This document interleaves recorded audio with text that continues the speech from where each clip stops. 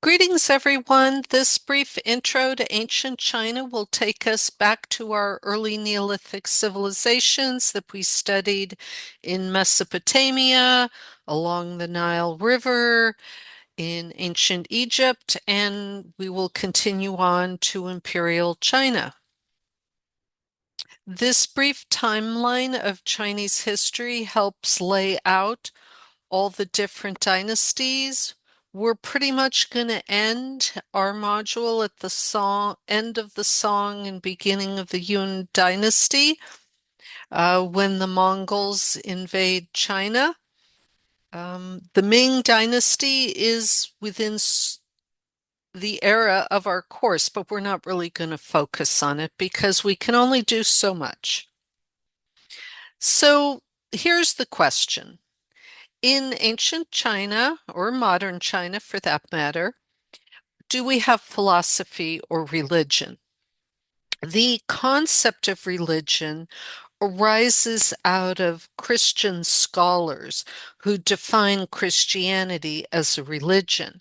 And that then leads us into the study of Christianity from a religious studies perspective, not a theology perspective. In other words, from a religious studies perspective, how do people practice their belief system? What are the cultural artifacts associated with those beliefs?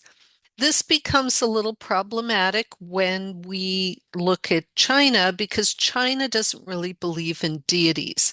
It's more about this guidance for living a moral life and the best way to organize society for everybody's benefit. So they don't really have deities. There's in Taoism or Taoism, there's a little bit of nature worship or nature as a uh, guiding model, but that's about it. They do, of course, have the tradition of ancestor worship.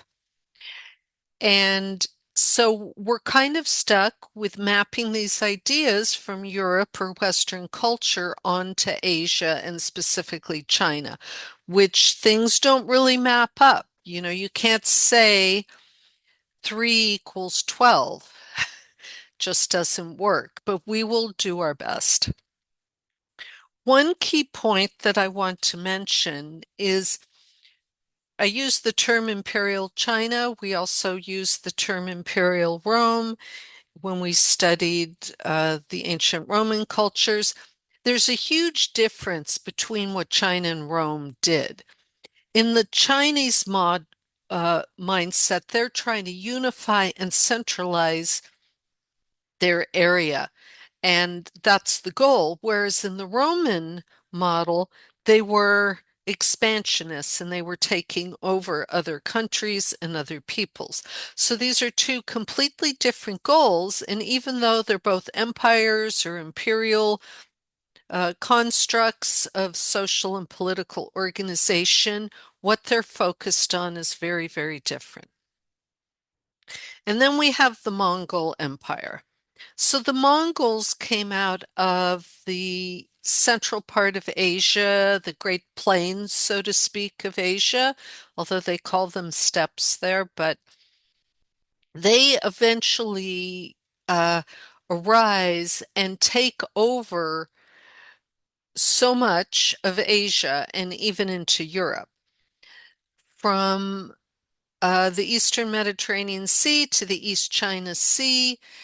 And this war or this conquest results in one of the main themes of our course, which is war, trade, and geography. In other words, as the Mongols are moving around, they're creating trade networks, they're moving ideas, cultural artifacts, and technologies from one place to another. And just to give you an idea of how expansive the Mongol Empire was, here's a little map, and you can see Beijing over on the right, the Korean peninsulas, that little peninsula sticking down just to the lower right of Beijing.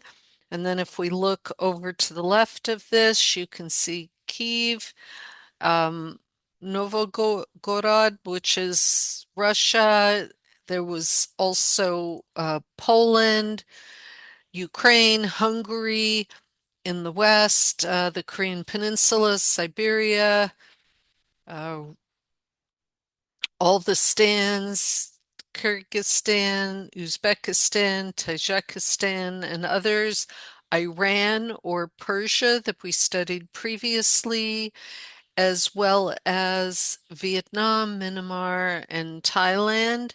So this was the largest empire in the history of the world. We're not going to spend too much time on it, but I want you to be able to understand how the war and the geography moved ideas throughout this landscape. And that's about it for this quick video. Have a great day.